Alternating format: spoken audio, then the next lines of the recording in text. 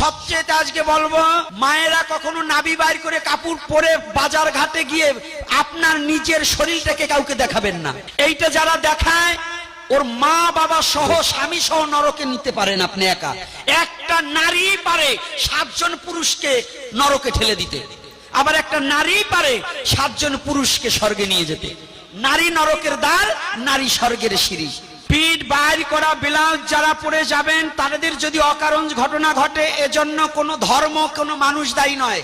আপনি যেমন পশুর মতো চলবেন, আর এক পশু আপনার সাথে পশুর মতো ব্যবহার করবে, এতে কোনো বিচার দিলেও বিচার পাবেন না। চেহারাটাকে অবয়বটাকে এমন করে ঢেকে রাখুন আপনার প্রতি যেন কোনো কামাতুর ব্যক্তি যেন লালসিত না হয়ে আপনার কোনো সর্বনাশ না ঘটাক।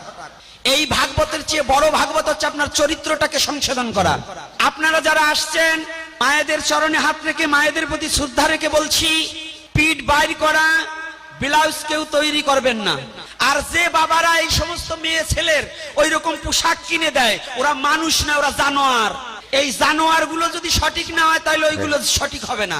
তাই চরণ ধরে করিমানা পশুত্ব স্বভাব পরিত্যাগ করুন, না হলে এরকম কীর্তন ভাগবত যা দেন কোনো লাভ হবে না। আমার চরিত্রের কারণে যেন অন্য কোনো দাগ না লাগাতে পারে। আপনার মেয়ে কেমন পোশাক পরবে। আসসালামু আলাইকুম বন্ধুরা, আমরা ইসলাম ধর্মে আমাদের পর্দা করাটা হচ্ছে ফরজ।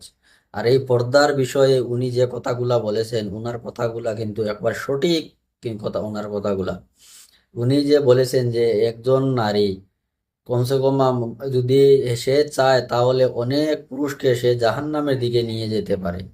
কিন্তু সব কোন ধর্মে পর্দার কথা বলা হয়েছে জানি না, অন্য কোনো ধর্মে আছে কিনা জানি না, কিন্তু আমাদের এই ইসলাম ধর্মে পর্দার বিষয়ে অনেক গুরুত্ব দেওয়া হয়েছে। আর একজন নারী যদি বেপর্দা থাকে তাহলে কতজন মানুষকে জাহান্নামী করতে পারে। ওনার মুখ থেকে কথাগুলা শুনে আমার অনেক ভালো লেগেছে। আপনাদের মতামতটা অবশ্যই কমেন্ট বক্সে জানাবেন। ধন্যবাদ।